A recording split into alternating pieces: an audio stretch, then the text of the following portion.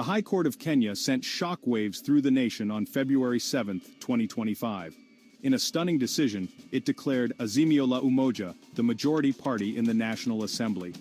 This reversed a previous ruling by Speaker Moses Wetangula that had favored President William Ruto's Kenya Kwanza coalition.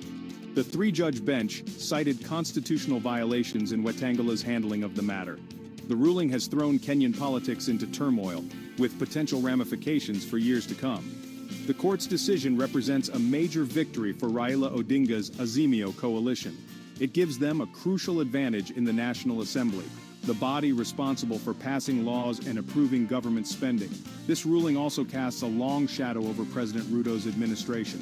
It raises serious questions about his ability to govern effectively with a weakened majority. The significance of this ruling cannot be overstated.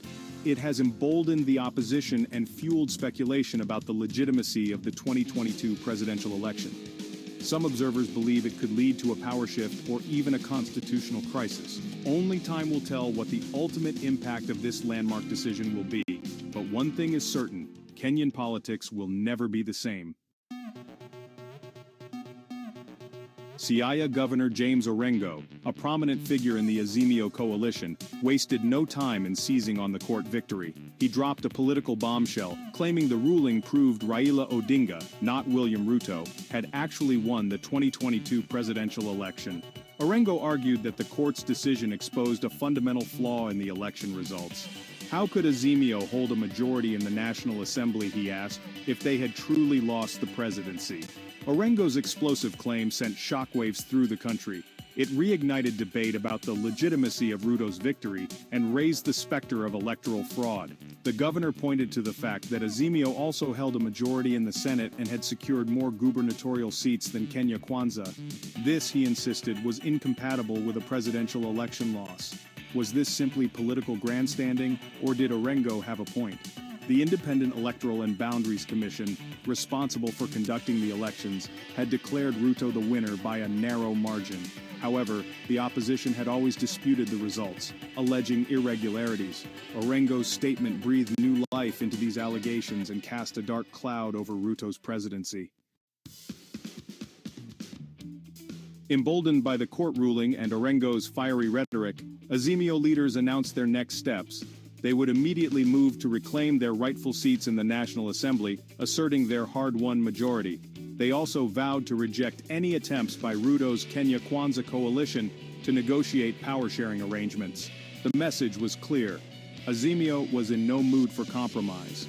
This uncompromising stance reflected the deep distrust that had characterized relations between the two main political blocs since the disputed election. Azimio leaders accused Ruto and his allies of attempting to cling to power through illegitimate means. They saw the court ruling as a vindication of their long-held belief that the 2022 election had been stolen.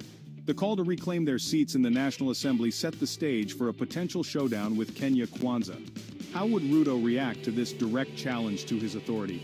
Would he attempt to block Azimio's move, further escalating the crisis, or would he be forced to concede, ushering in a new era of cohabitation with a more powerful opposition? The High Court ruling and Orengo's subsequent pronouncement sent shockwaves through Kenyan society. The nation found itself on edge, bracing for further political turbulence. The ruling had not only shifted the balance of power but also reopened old wounds. It reignited debate about the integrity of Kenyan elections and the country's fragile democracy. The coming weeks and months promised to be a period of great uncertainty. Would the political elite be able to navigate this crisis peacefully, upholding the rule of law? Or would Kenya slide back into the kind of violence and instability that had marred its past? The eyes of the world were watching, hoping for a peaceful resolution to the impasse. The stakes were high. Kenya, a regional powerhouse and a beacon of hope in East Africa, could ill afford another descent into chaos. The future of its democracy, its economy, and its people hung in the balance.